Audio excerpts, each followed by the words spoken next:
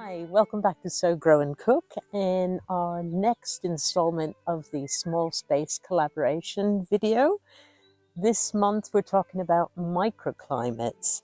Now, it's the end of April and I'm only just getting these lettuce seedlings into my square foot gardening square here.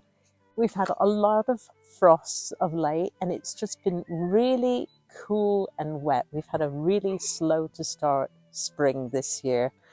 But hopefully the weather's going to, fingers crossed, settle for the next week or two and just be a little bit warmer, I'm hoping. If you live in town and you're surrounded by brick buildings, you're more likely to absorb heat from the sun, which then radiates out into your garden area. I don't have that up here. We're surrounded by fields and I have got this polytunnel on one side of my little pallet collar bed, and we've got a bit of a willow hedge on the other side, and we've got a bit of a dead hedge as well, which helps to shelter the garden and provide a little bit of a wind break. So it's knowing what your particular climate is susceptible to, your particular microclimate is susceptible to, and dealing with those issues. Now, if I was in a rush to plant everything in my garden before the risk of last frost had gone, this is what I'd be doing. I'd be putting hoops up,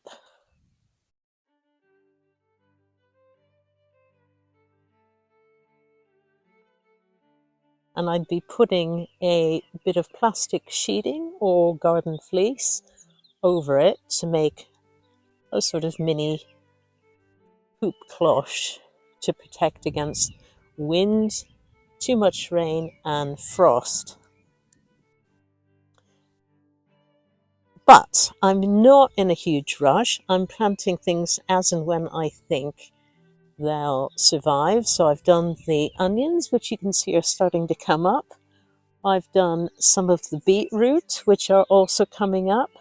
And today I'm going to be planting the lettuce. And sometimes it's knowing your microclimate and just holding back and waiting to see if the planting conditions are favorable. Sometimes it's better to just be familiar with what is outside in your garden rather than rely on what it says on the back of a seed packet or what your zone tells you. Because every garden is different. Your elevation, whether you're surrounded by buildings, whether you're in an urban or rural site, whether you've got large trees shading your space, there's a lot to take into consideration. My neighbor across the way, just a few hundred yards down the road, doesn't get the frost like I do. But she has more buildings surrounding her garden and they're slightly higher up.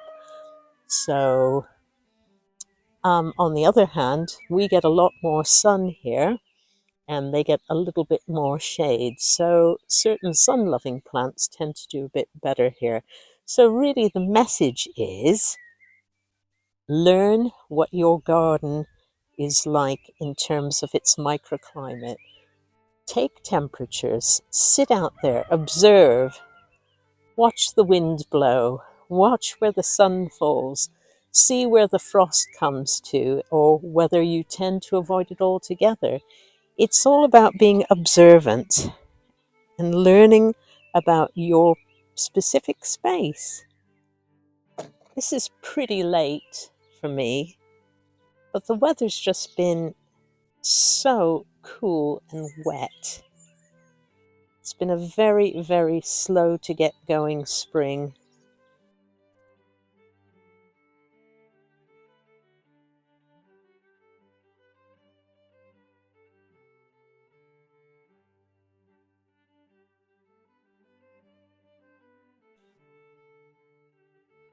I should really be wearing my gloves, but I sometimes like to get the soil between my fingernails.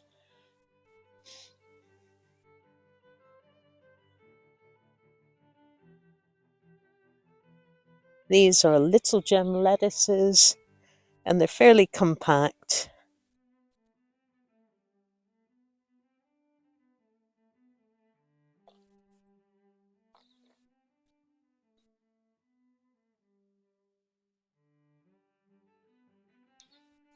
Right, having said I was going to plant 8 in this space, I think I'm just going to stick with 6 because I think that's enough.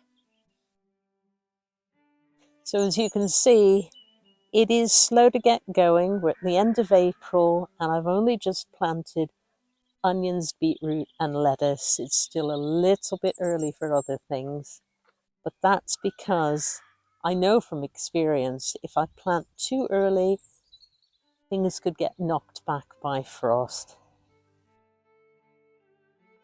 And yes, I can put cloche protection on, but really I'm just going to wait a little bit longer. Sometimes gardening is about developing patience as much as growing food.